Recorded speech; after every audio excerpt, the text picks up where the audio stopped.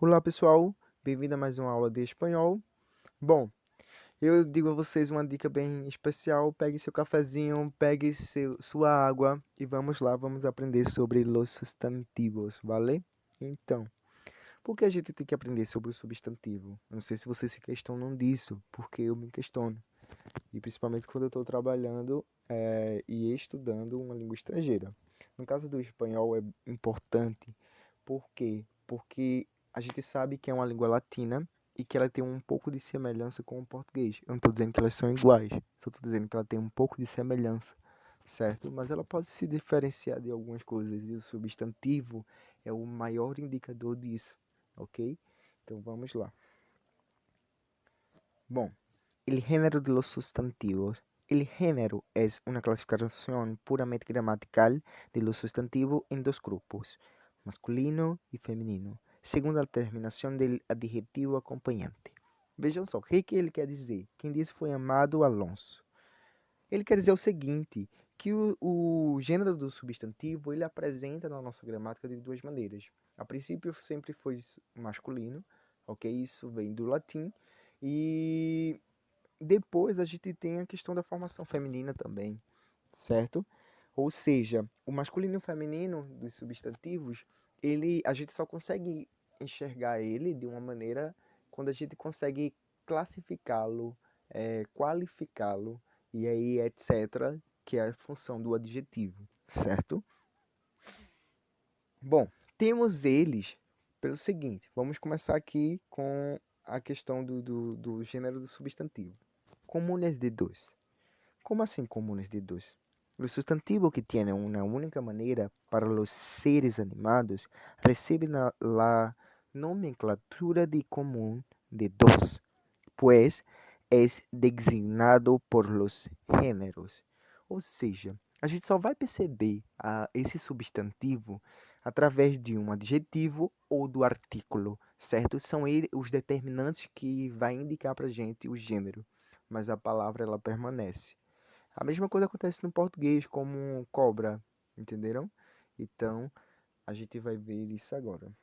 El género de los sustantivos lo señalan los determinantes e los adjetivos. Então, como eu disse, a gente só reconhece através desses dois elementos. Por exemplo, el joven, la joven, el martir, la martir, el testigo, la testigo, el comunista, la comunista, el artista, la artista, el socialista, la socialista. E muito mais terminação em lista, ok? O resto, sim, a gente tem todas as terminações em lista, praticamente ela tem essa questão do comum de dos, vale? Então, e aí a gente tem sobre os substantivos que apresentam como epicênios, certo? E o que seria? Uma sola forma para designar indivíduo de um ou outro gênero, para indicar si el sexo de los animales, por exemplo, se agrega macho ou hembra, certo? Então é quando aquela questão da cobra, epicênios, substantivos em que ele apresenta tanto para o masculino e feminino também, certo? Só que a gente só identifica eles através de nomenclaturas. No caso dos animais, a gente diz que é macho ou fêmea, né? Isso no caso da cobra mesmo, por exemplo. Então vamos ver aí alguns. El personaje, certo? El tiburón macho, hembra. La víctima, el gusano macho ou hembra. E se vocês perceberem, podem dar uma pausa para vocês verem justamente toda essa lista desses nomes. Mas se você perceber, existe uma única maneira. Não existe la personaje, por exemplo. Porém, entretanto, todavia, numa questão literária, sim, a gente aceita la personaje ou el personaje.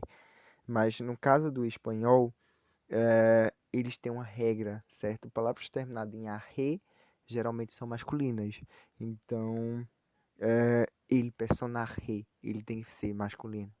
Entenderam? Então é nessa questão. Só os animais que a gente consegue colocar aí macho ou hembra, mas essas palavras ela não digamos, assume os epicênios, ele não assume a questão do artículo ou artículo lá ou artículo il.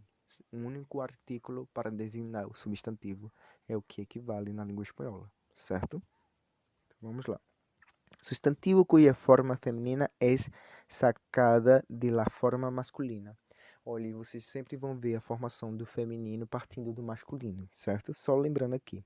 Cambia la vocal final o ou e por a. Geralmente, as palavras masculinas, ele apresenta o o e o e, ok?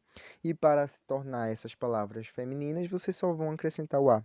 El tío, la tía, el esposo, la esposa, el oso, la osa, el elefante, la elefante, ¿vale?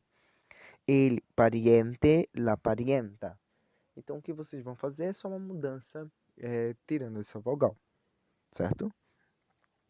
Bom, em relação a isso, nós temos também aqueles que se agregam a quando as terminações do masculino ele apresentar consoantes, certo? Então, quando apresentar uma consoante, você transformando ele no feminino, você só vai acrescentar o a. Então, aqui a gente vê aí os exemplos. Ele professor, la professora, el ratón, la ratona, el aprendiz, la aprendiza, certo? Bom, agregando aí em algumas palavras masculinas, por exemplo, galo, a gente pode, né, na verdade, transformar ela no feminino, mas a gente tem que mudar justamente esse final. Então, do o, a gente tem que colocar o ina, essa e isa para algumas palavras femininas. Por exemplo, galina, ou baronesa, que vem de barón, certo? Poetista, que vem de poeta, vale? Bom, algumas terminações, elas vão ter que modificar mesmo, principalmente essa desinência, que é no caso do el empreendedor. Veja que termina com dor, que tem que modificá-lo para atriz quando se coloca no feminino. Então, ele é empreendedor, la imperatriz, vale? Ou no caso do tor, ele instrutor, certo? Que também vai ter que modificá-lo para atriz. Então, la institutriz, ok? Ator, atriz. Bom, chegamos agora nos substantivos heterônimos. E o que seria esse substantivo? Son sustantivo cuya forma feminina é completamente distinta da forma masculina. Ou seja, seria justamente eu tenho uma forma específica para o masculino, uma forma específica para o feminino. El caballero, la dama, la amazona, el padrasto, la madrasta, el capacho, la yegua, vale? E aí, pessoal, temos uma lista enorme desses heterônimos, certo? E eu peço para vocês darem uma pausa, dar uma lida bem rapidinho, certo? E aí, vamos lá. Tem os substantivos ambíguos enquanto el gênero, ou seja, que eles vão trazer tanto o artículo masculino quanto feminino. Eles vão meio que, como eu posso dizer, eles vão aceitar esses artigos, certo? Tanto masculino quanto feminino, e você não vai errar. Por isso que chamam eles de ambíguo, certo? Por exemplo, el mar ou la mar, el armazón ou la amazón, el dote, la dote, el calor ou la calor, ok? E eles vão aceitar aí ambos os gêneros. Próximo. Homônio de gênero distinto. Quando eles vêm trazendo uma questão de homonimal, né? Uma questão homônima. E esses nomes, eles podem ter a mesma grafia, ou seja, eles são nomes iguais, mas o que vai definir aí o gênero é a questão do artículo. E outra coisa, esses nomes, eles podem mudar, certo? Eles mudam o sentido de acordo com o artigo. Se um artigo ele está no masculino, ele tem um sentido, no feminino, ele fica com outro sentido. Por exemplo, ele guia, aquele que guia. A gente vê aí que no masculino ele tem um sentido de uma pessoa que guia, não é isso? La guia, ele vem trazendo no sentido de papel, de um objeto. E aí vocês dão uma pausa bem rapidinho e veja aí essas diferenças. Pode ter certeza que ela é de extrema importância, ok? Bom, pessoal, vamos prosseguindo. Vejam aí que é outra continuação. Dê uma pausa, veja as palavras e os seus significados, certo? Pronto, vamos lá. Los plural, los plurales de sustantivos. Bom, os plurais substantivos, eles são enormes, certo? Só que eu selecionei os mais principais. Então vamos lá. A los nombres terminados en vocal átona o N tônica se añade una S. No caso aí, olha, la casa, las casas, uma vogal, não é isso? Que aí é uma vogal mais neutra. Tanto pode considerar o A como tônica ou como átona, certo? Isso é de acordo com a posição. Vamos lá. El pie, los pies, el café, los cafés, el caqui, los caquis, el cuaderno, los cuadernos, la tribo, las tribos, ok? Então vejam aí que são átonos, são vogais átonos, além do E, que o E, como por exemplo o café, ele é tônico, certo? Bom, sim, foi. A los nombres terminados em la Y, prescindido de vocal se de S. No caso, as palavras que terminam com Y, só que ela vem precedida de vogais, certo? Aí vocês têm que acrescentar o ES. La ley, la leyes, el convoy, los convoyes, el bocoi, los bocoies. Bom, há exceções? Sim. As palavras estrangeiras, vocês têm que tirar esse Y e acrescentar o IS. El jersey, los jerseys. El spray, los sprays. El yoke, los yokes. Ok? Bom, a los nombres tomados en I ou em U tônica, se añade ES. No caso, são o I e o U acentuado, certo? El rubí, los rubíes. El jabalí, los jabalíes. El tabú, los tabúes. El tisú, los tissués. Exceções. Nome procedente de outras línguas ou pertencentes a registro coloquial. El shampoo, los shampoos. Vocês vão acrescentar S, ok? Não é S. El menú, los menús. El piruli, los pirulis. E aí por diante. A los nombres terminados em A ou em O tônicos se añade S, certo? Tônico é quando ele vem acentuado. Então, el papá, los papás, la mamá, las mamás, ok? E aí por diante.